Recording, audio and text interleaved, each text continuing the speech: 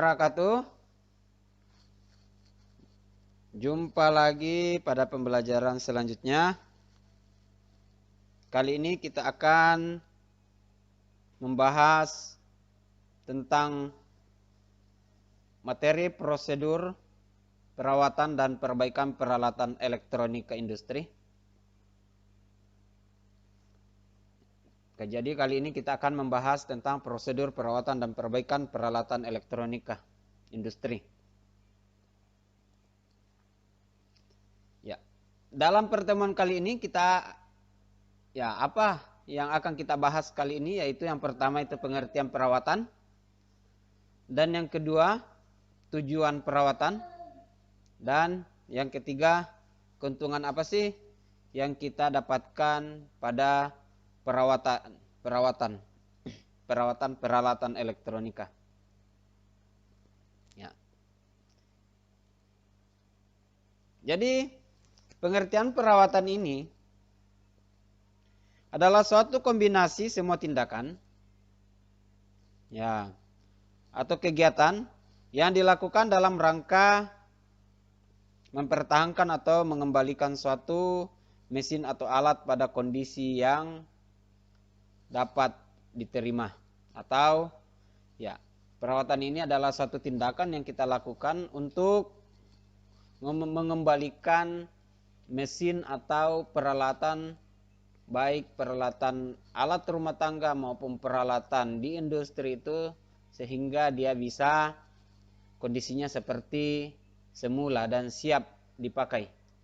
Atau biasa juga dikatakan bahwa kegiatan ini untuk memelihara, menjaga fasilitas peralatan industri, atau mengadakan kegiatan pemeliharaan, perbaikan, penyesuaian maupun penggantian sebagian peralatan diperlukan agar sarana fasilitas pada kondisi yang diharapkan dan selalu dalam kondisi siap pakai. Itu adalah pengertian daripada perawatan. Jadi tujuan perawatan ini yaitu untuk memperpanjang usia penggunaan.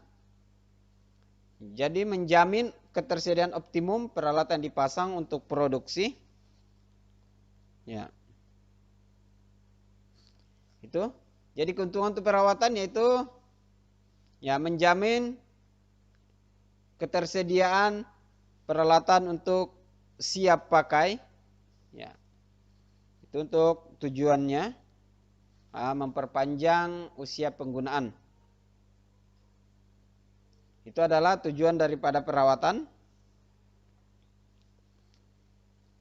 Keuntungannya, ini adalah keuntungan daripada melakukan perawatan itu berkurangnya kemungkinan adanya perbaikan darurat, atau tenaga kerja di bidang perawatan dapat lebih efisien, dan kesiapan kehandalan dapat lebih efisien. Jadi keuntungan dari perawatan ini untuk mengurangi terjadinya kerusakan yang paling parah.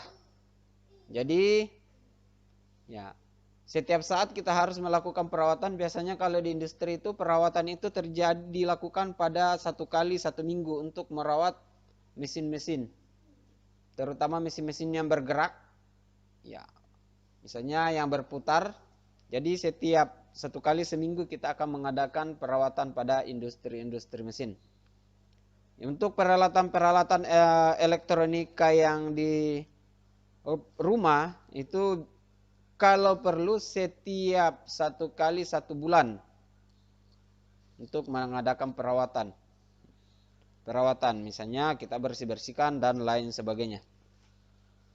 Kalau untuk misalnya rata-rata kendaraan bermotor itu kita melakukan sebuah perawatan itu 1 kali 1 bulan, atau tergantung dari seberapa jauh kita menggunakan motor itu. Itu salah satu perawatannya itu pergantian oli, mengecek akinya, itu merupakan sebuah perawatan.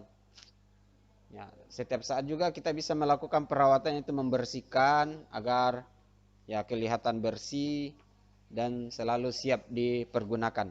Itu namanya melakukan perawatan. Jadi di dalam perawatan ini ada skema pembagian daripada perawatan. Ada namanya perawatan terencana. Ya, terbagi dari beberapa, dua. Itu ada terencana preventif dan ada terencana korektif. Kalau preventif itu di saat berjalan dan korektif pada saat pasca kerusakan. Ada juga perawatan yang kita lakukan secara tidak terencana atau biasa disebut dengan darurat. Ya. Jadi perawatan terencana ini adalah merupakan jenis kegiatan pemeliharaan atau perbaikan yang dilaksanakan secara rutin. Ya, seperti kendaraan tadi secara rutin satu kali 1 bulan kita mengganti oli. Ya, atau alat-alat rumah tangga secara terencana itu setiap 1 kali 1 bulan kita membersihkannya. Ya, seperti misalnya mesin cuci ya 1 kali 1 bulan atau 1 kali 2 bulan kita bersihkan itu mesin cuci. AC 1 kali 3 bulan. Ya, 3 bulan sekali kita melakukan pencucian AC. Ya, itu namanya terencana. Tapi di dalam terencana ini ada lagi bagian, ada namanya preventif dan ada namanya korektif. Ya. Yang mana namanya preventif itu adalah perawatan yang bertujuan untuk mencegah terjadinya kerusakan. Atau cara perawatan direncanakan untuk mencegah suatu kerusakan. Jadi ya, kita melakukan sebuah perawatan terencana. Yang pertama itu preventif. Ya, tujuannya preventif ini yang disebut dengan perawatan preventif ini adalah sebuah perawatan yang dilakukan untuk mencegah terjadinya kerusakan. Ya, seperti inspeksi. Ya, melihat, membersihkan, pelumasan. Ya, seperti itu. Untuk melakukan perawatan preventif untuk mencegah terjadinya kerusakan. Ya, itu untuk preventif. Kalau untuk perawatan korektif ini adalah perawatan korektif. Ya, adalah pekerjaan dilakukan untuk memperbaiki dan meningkatkan kondisi peralatan sehingga tercapai standar yang dapat diterima. Ini terencana misalnya korektif ini. Salah satu contoh misalnya perawatan korektif ini misalnya kita bawa ke kendaraan itu ya setel-tel rantai motor. Ya seperti itu. Ya. Jadi dari terencana ini ada terbagi dua yaitu preventif dan korektif. Yang mana namanya preventif ini adalah perawatan untuk menghindari terjadinya kerusakan. Salah satu contoh karena kita ambil salah satu contoh itu kendaraan. Rata-rata kita menggunakan kendaraan. Jadi perawatan terencana preventif pada kendaraan itu yaitu mengganti oli. Ya, salah satunya mengganti oli ya untuk mencegah terjadinya kerusakan. Kalau korektif ini ya. Kalau korektif ini apa ya? Kalau misalnya di kendaraan itu. Nah, seperti tadi mengganti kampas kopling, mengganti kampas rem, memperbaiki rantai yang sudah kendor, itu namanya korektif. Ya, perawatan secara korektif untuk mendapatkan kembali kondisi mesin, kondisi peralatan seperti semula. Ya, kalau preventif untuk mencegah terjadinya kerusakan. Ya, seperti itu. Ada perawatan yang tidak terencana, misalnya darurat. Ya. Jadi perawatan ini kita bawa ke kendaraan karena kebanyakan semua kendaraan itu bisa butuh perawatan dan itu merupakan sebuah mesin juga. Jadi perawatan tidak terencana kalau misalnya di kendaraan ini yaitu misalnya darurat. Ya, pada saat misalnya ban kempes, ya otomatis harus perbaikan dan perawatan. Atau Misalnya dia 4 tak itu dia berasap, berarti kita harus melakukan tindakan perawatan yang tidak terencana atau tindakan darurat. Ya, nanti teman-teman sekalian, rekan-rekan sekalian itu mengaplikasikan di peralatan-peralatan lain. Jadi kita membahas ini contohnya kendaraan karena sebagian besar orang mempunyai kendaraan. Dan itu yang mudah dipahami. Itu adalah namanya pembagian daripada perawatan. Ya, itu. Jadi ada sebagian pembagian perawatan itu ya, yaitu terencana, ada yang tidak terencana. Di antara terencana itu adalah perawatan preventif, yaitu perawatan yang kita lakukan untuk menghindari kerusakan. Ya, kalau korektif, yaitu perawatan terencana yang kita lakukan untuk mengembalikan performa mesin, performa alat seperti di saat masih baru. Dan ada tindakan tidak terencana, yaitu perawatan secara darurat. Misalnya dia sudah mengalami kerusakan. Itu namanya perawatan. Perawatan atau perbaikan. Ya.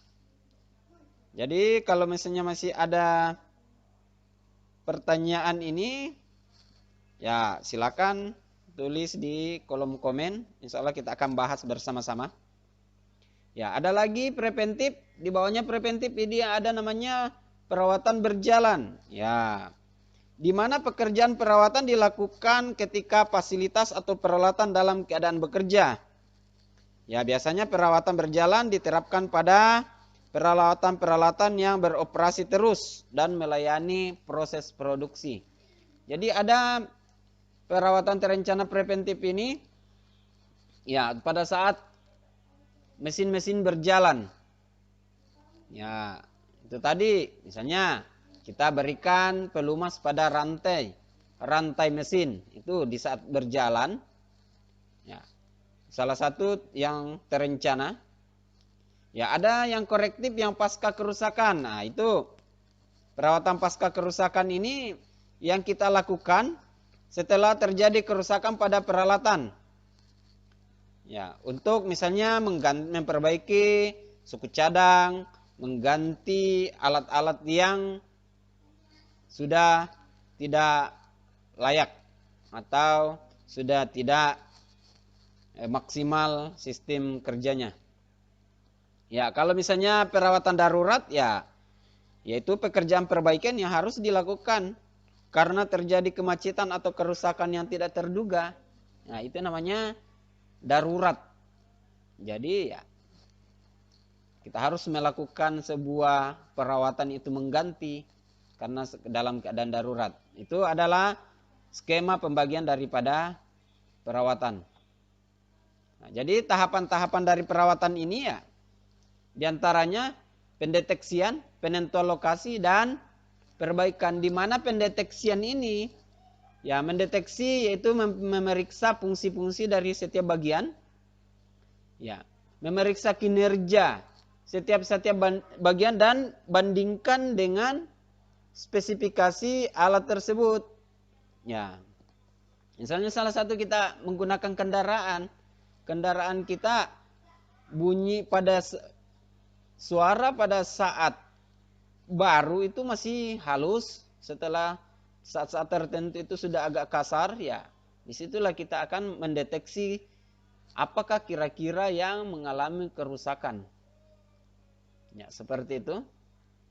Nah, makanya saya bilang kita bawa terus ke kendaraan karena sebagian besar orang mengetahui kendaraan, misalnya kendaraan roda 2. Ya, penentuan lokasi setelah kita melakukan spesifikasinya, setelah kita sudah melakukan pendeteksian apa kira-kira yang rusak, maka kita harus tentukan lokasi. Bahwa lokasi yang komponen yang kita menganggap itu dideteksi mengalami kerusakan, maka ya di situ kita tentukan lokasi. Jangan sampai beda tempat yang kita deteksi, beda tempat yang kita penentukan lokasinya. Penentukan lokasinya beda tempat yang kita buka. Nah, begitu kata secara singkatnya bahwa kita harus mendeteksi dulu. Setelah itu kita deteksi, tentukan lokasi yang mana yang kita akan bongkar. Seperti itu. Yang sampai tempatnya beda, yang kita deteksi beda yang kita bongkar. Itu yang salah. Nah, jadi kita harus tentukan lokasinya dulu. Setelah itu, setelah kita tentukan lokasi, ya kita lakukan perbaikan. Dan lakukan perbaikan dengan mengganti komponen yang rusak. Ya, ada beberapa karakteristik daripada perusahaan-perusahaan. Ya, ada perusahaan yang menginginkan kejelian kita sebagai teknisi. Kalau bisa, bagaimana caranya supaya alatnya jangan diganti dulu, ya di situ kreativitas seorang teknisi. Tapi ada juga perusahaan yang tidak boleh melakukan kreativitas di situ, harus barangnya sudah rusak, komponennya sudah rusak, harus diganti.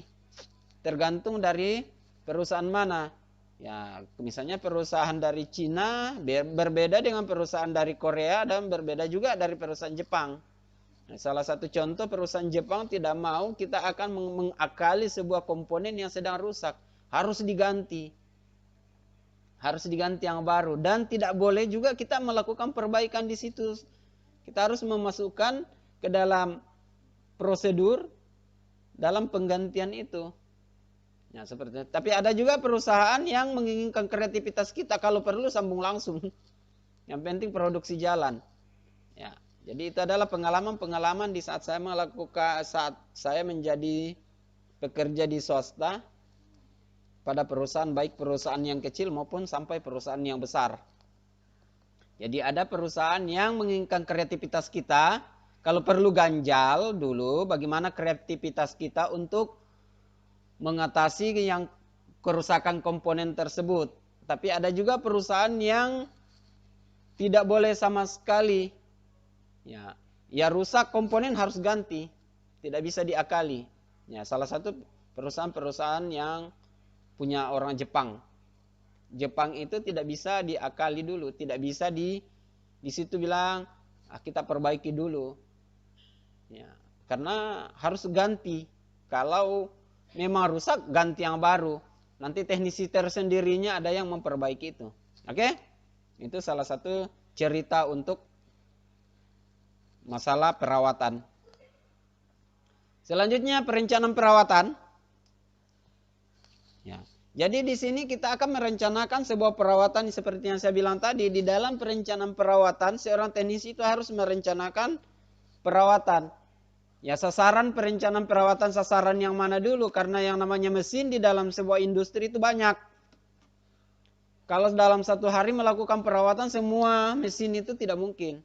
Jadi terkadang kita merencanakan bahwa mesin A dulu kita rencanakan pada minggu ini untuk melakukan perawatan. Ya. Minggu depannya lagi yaitu mesin B dan mesin C. Apalagi kalau menjadi teknisi di sebuah pabrik plywood atau pabrik triplex, memang jauh dari cross cut di depan sampai finishing di belakang. Banyak mesinnya. Dari cross cut di depan itu memotong-motong kayu, sampai pengupasan kayu, sampai dengan hot press, cool press, ya, sampai di finishing. Kalau misalnya kita merencanakan dalam satu hari, berarti kita seorang teknisi ini merencanakan perawatan dalam satu hari semua mesin, itu tidak akan maksimal. Makanya ya, perencanaan perawatan itu harus kita rencanakan. Mesin yang mana dulu yang kita rencanakan pada minggu ini, itulah yang kita kerja pada waktu yang kita tentukan. Ya, supaya maksimal. Ya, ada faktor-faktor yang harus diperhatikan dalam perencanaan pekerjaan perawatan. Faktor-faktor apa saja yang harus kita perhatikan, yaitu kesehatan dan keselamatan kerja. Ya. Dan yang kedua, faktor yang kita perhatikan itu ya, harus jeli melihat saat-saat kita melakukan sebuah perawatan. Jangan sampai ada yang kita tidak perhatikan, maka malah komponen itu yang paling urgent atau paling vital di saat dia mengalami kerusakan. Nah, jadi secara kesimpulan faktor yang diperhatikan dalam perencanaan perawatan yaitu ruang lingkup pekerjaan, apa yang akan kita lakukan? Ya, itu ruang lingkup pekerjaan. Yang kedua, lokasi pekerjaan itu tadi. Ya, lokasi pekerjaan yang mana yang kita mau lakukan? Karena lokasinya berbeda. Dari crosscut misalnya kita ambil pabrik triplex yang lebih mudah dan banyak kita gunakan produknya. Beda perawatan untuk crosscut, pemotong kayu di depan yang paling depan dibandingkan dengan hot press atau cool press. Ya, beda perawatannya.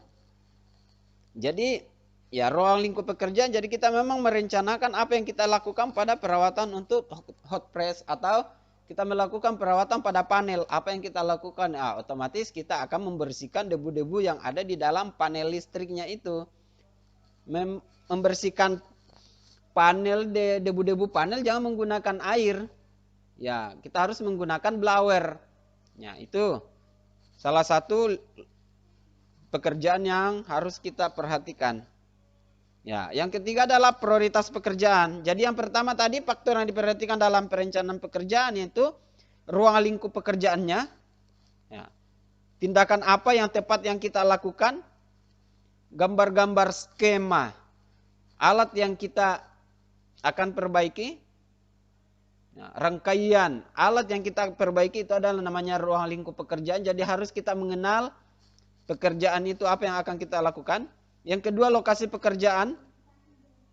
Jadi lokasi pekerjaan apa ya? Lokasi pekerjaan yang kita akan lakukan, maka kita akan mempersiapkan alat dan bahan tergantung dari lokasi pekerjaan. Ya, baik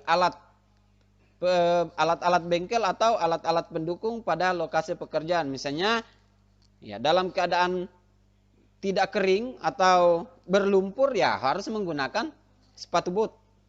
Nah, seperti itu lokasi pekerjaan. Yang ketiga itu prioritas pekerjaan. Ya, pekerjaan mana yang kita prioritaskan untuk dikerjakan? Ya, yang keempat adalah metode yang kita gunakan. Metode apa? Ya. Yang selanjutnya, faktor yang selanjutnya itu kebutuhan material. Ya, dan selanjutnya adalah kebutuhan alat perkakas. Ya. Jadi kebutuhan material dan kebutuhan alat perkakas, material apa yang akan kita pakai di sana dan perkakas apa yang akan kita pakai di saat perencanaan perawatan, dan kebutuhan keahlian. Nah, jangan sampai orang ahli memasak, ya, itu kita utus untuk memperbaiki mesin, tidak cocok. Ya, dan kebutuhan tenaga kerja. Kalau ini kebutuhan tenaga kerja ini, jumlah tenaga kerja akan kita bawa. Kalau memang tidak terlalu urgent mesinnya, tidak terlalu berat dan tidak terlalu rumit, ya tidak usah terlalu membawa orang terlalu banyak. Itu malah menghambat pekerjaan. Jadi pada perencanaan perawatan, saya ulangi, sasaran pekerjaan perawatan itu kita harus menentukan perencanaan perawatan ini tujuannya untuk apa. Seperti itu. Jadi sasarannya apa kita melakukan perawatan pada suatu mesin. Jadi yang kedua itu perencanaan itu faktor-faktor yang kita perhatikan dalam melaksanakan perawatan, ya. Ada terbagi atas 8.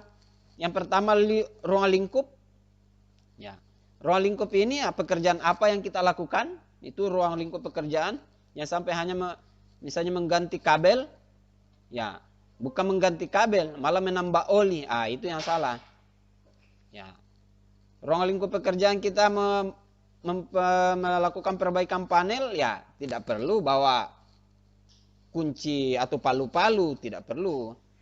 Ya, kita cukup menggunakan obeng dan apometer dan lain sebagainya.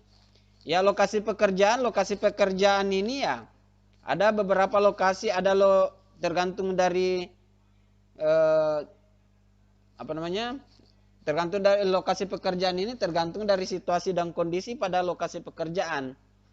Jadi kita menentukan dulu lokasi pekerjaan, bersiap untuk menentukan lokasi pekerjaan. Yang ketiga itu prioritas kerja. Ya, prioritas kerja ini yang mana yang harus kita lakukan dulu pertama. Ya, jangan belum selesai satu, yang satu lagi dikerjakan, maka tidak akan selesai sebuah pekerjaan. Maka selesaikan satu dulu, baru lanjut ke pekerjaan yang lain. Itu namanya prioritas pekerjaan. Yang selanjutnya metode apa yang kita lakukan? Ya, metode. Apakah kita melakukan metode penggantian langsung atau metode perbaikan di tempat? Itu metode. Salah satu misalnya timer atau misalnya timer atau kontaktor pada sebuah industri. Metode yang kita lakukan itu tergantung dari kondisi, bagaimana kondisi yang akan kita lakukan di situ, kondisi alat. Kalau hanya bergerak sedikit, ya metodenya tidak usah menggunakan metode pergantian, metode perbaikan di tempat. Tapi kalau memang sudah rusak parah, ya metodenya harus menggunakan metode penggantian.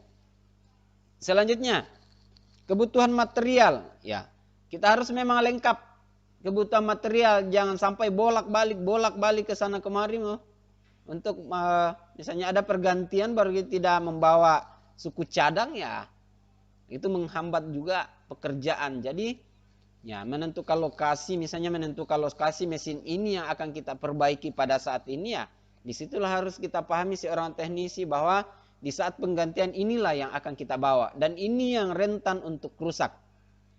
Nah, maka kita bawa suku cadangnya. Ya, kebutuhan material. Ya, kebutuhan alat perkakas. Alat perkakas ini kita sesuaikan dengan mesin yang akan kita perbaiki. Ya, untuk memperbaiki panel listrik tidak perlu membawa martil yang 5 kilo, tidak perlu. Tidak perlu membawa alat las untuk memperbaiki panel. Ya, begitu. Ya, tapi untuk memperbaiki mesin-mesin, ya itu yang harus kita perlu. Siapa tahu ada yang harus kita keluarkan, misalnya baut dan lain sebagainya. Ya, tergantung dari kondisi dan mesin yang kita perlukan perbaiki. Itu kebutuhan alat dan perkakas. Kebutuhan keahlian. Jadi orang kita yang berangkat untuk melakukan perawatan pada suatu mesin, orang yang ahli di bidang itu. Ya, jangan sampai dia ahli komputer, dia ahli melakukan pemrograman, program komputer, diutus untuk memperbaiki mesin. Nah, itu tidak cocok. Ya. Ahli di bidang mesin, ahli di bidang otomotif, diutus untuk memperbaiki panel listrik. Nah, itu tidak cocok juga. Orang-orang listrik disuruh untuk memperbaiki mesin, itu juga lebih tidak cocok. Maka itu kebutuhan keahlian. Makanya seorang kepala teknisi itu harus ahli mengenal anggota-anggotanya, siapa yang akan diutus. Selanjutnya kebutuhan tenaga kerja. Kebutuhan tenaga kerja ini kita tentukan. Kalau memang hanya melakukan perawatan pada panel, tidak perlu bawa orang sampai 5. Ya, cukup 2. Tapi kalau misalnya kita mau memperbaiki sebuah hidrolik, misalnya salah satu hidrolik, ya harus menggunakan orang banyak karena hidrolik mesin itu harus besar. Jadi kita harus mengangkat orang ramai-ramai.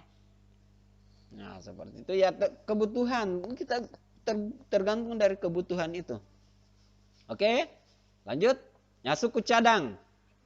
Ya, yang namanya suku cadang ya bukan suku aborigin, suku apa, suku ini, bukan suku Bugis, suku Makassar, bukan suku Gorontalo, bukan.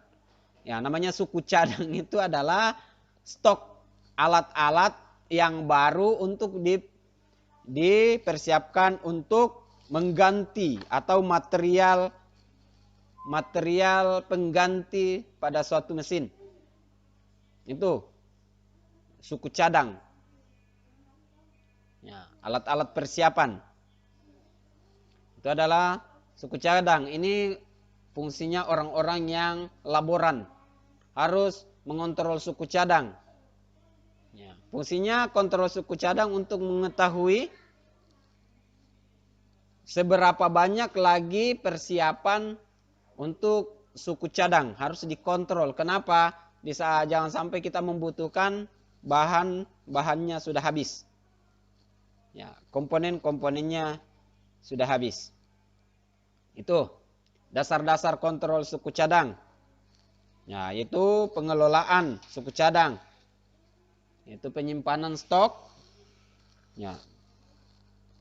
Dalam pengelolaan suku cadang perlu diperhatikan bahwa penyimpanan atau stok tidak terlalu lebih atau tidak terlalu kurang dari kebutuhan. Ya. Jangan sampai kontrol suku cadang ini kita ada stok yang sangat banyak dan ada stok yang sedikit, tergantung dari seberapa sering diganti suku cadang itu. Ya, seperti itu suku cadang. Jadi itu namanya dasar-dasar kontrol suku cadang stok. Yang sampai kita stok suku cadang yang jarang diganti itu malah lebih banyak, itu bikin kerugian. Ya. Fungsi kontrol suku cadang. Fungsinya itu mengelola penyimpanan barang secara aktif. Nah, termasuk tata letaknya. Jadi kita harus menentukan tata letaknya komponen ini di mana. Ya, supaya di saat kita mau mengambil suku cadang itu kita mudah untuk mendapatkannya. Apalagi kalau di dalam bengkel itu, di dalam gudang suku cadang itu tidak ditentukan komponen-komponen, lokasi komponennya, susah untuk mencarinya nantinya karena banyak. Ya, selanjutnya fungsi kontrol suku cadang juga salah satu yang paling vital itu untuk mengontrol jangan sampai ada pencurian. Nah, kebanyakan banyak tikus-tikus yang berkaki dua. Ya, ambil satu kalau tidak dikontrol ya habis lama-lama suku cadang. Ya, itu. Jadi fungsinya untuk kontrol suku cadang ini. Fungsinya kontrol suku cadang. Ya. Jadi fungsi dari kontrol suku cadang yaitu mengelola penyimpanan barang secara aktif, tanggung jawab teknisi untuk keberadaan suku cadang, sistem pengontrolan stok suku cadang, perawatan untuk bahan-bahan khusus. Ya, perawatan bahan-bahan khusus ini misalnya suku cadang yang tidak boleh kena air itu harus kita tempatkan di tempat yang kering. Dan yang paling vital ini melindungi suku cadang dari kerugian atau kehilangan. Karena suku cadang tidak terkontrol. Ya. Begitu. Dasar-dasar kontrol suku cadang ini yaitu untuk menentukan suku cadang dan menentukan suku cadang yang akan kita stok, suku cadang yang akan kita persiapkan. Jangan sampai suku cadang ada yang berlebihan dan ada suku cadang yang kita stok malah kekurangan. Jadi kita harus mengontrol suku cadang ini mana yang suku cadang yang harus dipersiapkan lebih banyak. Ya otomatislah suku cadang yang mudah rusak itu yang dipersiapkan lebih banyak. Dan mana yang suku cadang yang dipersiapkan untuk sedikit. Misalnya motor-motor listrik itu suku cadangnya itu tidak usah terlalu banyak yang kita stok karena memang jarang rusak. Paling rusak adalah bearing-bearingnya. Seperti itu. Penyimpanan suku cadang. Ya, ada penyimpanan gudang suku cadang khusus dan ada gudang suku cadang biasa dan ada gudang perawatan.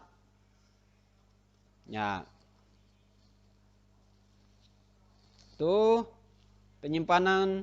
Jadi ada terbagi gudang, yaitu gudang suku cadang khusus.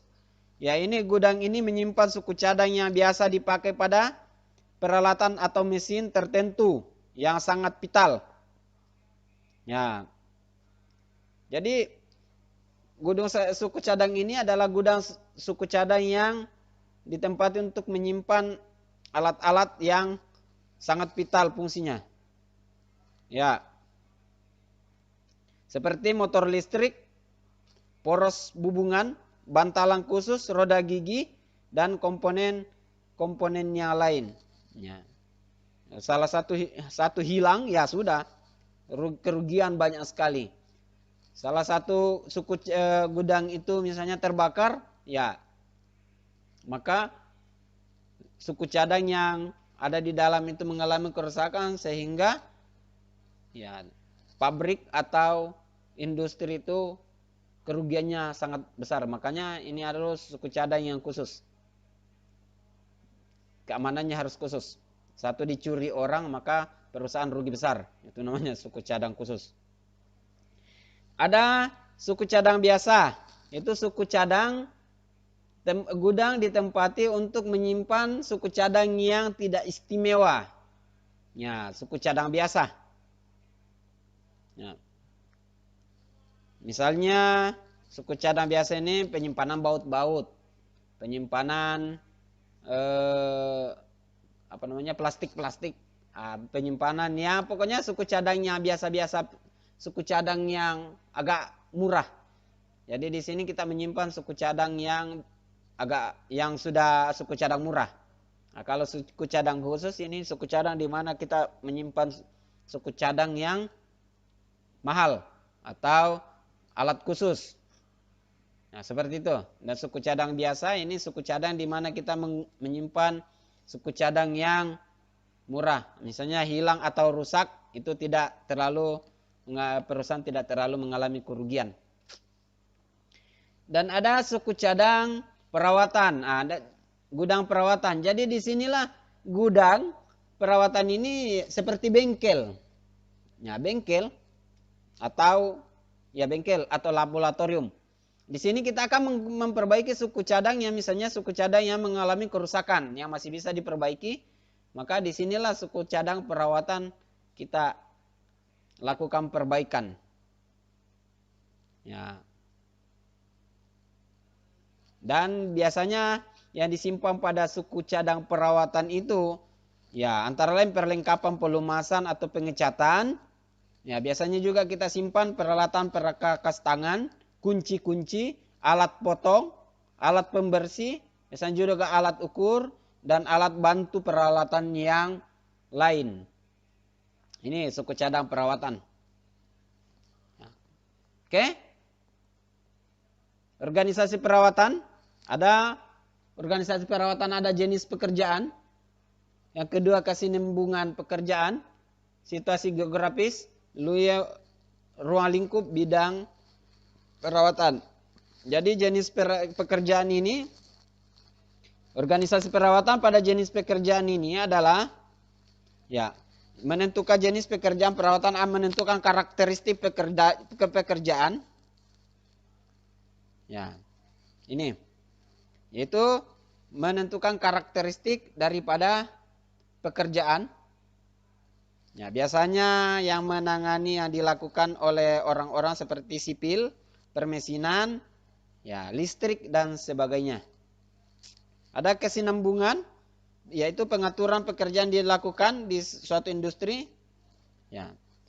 Jadi ada orang yang mengatur lingkup, mengatur pekerjaan yang dilakukan. Ada orang yang situasi geografis itu lokasi pabrik, lokasi industri. Nah, ruang lingkup yaitu ruang lingkup bidang perawatan, yaitu pekerjaan yang ditentukan untuk menjelaskan atau manajemen. Itu namanya manajemen perawatan. Yang mengatur semua manajemen perawatan. Oke, demikian materi tentang prosedur perawatan dalam prosedur perawatan teknik elektronika industri. Oke, demikian perjumpaan kita. Jadi kalau ada pertanyaan, silakan bertanya di kolom komentar. Insya Allah kita akan bahas bersama-sama. Ya. Sekian materi prosedur perawatan dan perbaikan peralatan elektronika. Sekian. Assalamualaikum warahmatullahi wabarakatuh.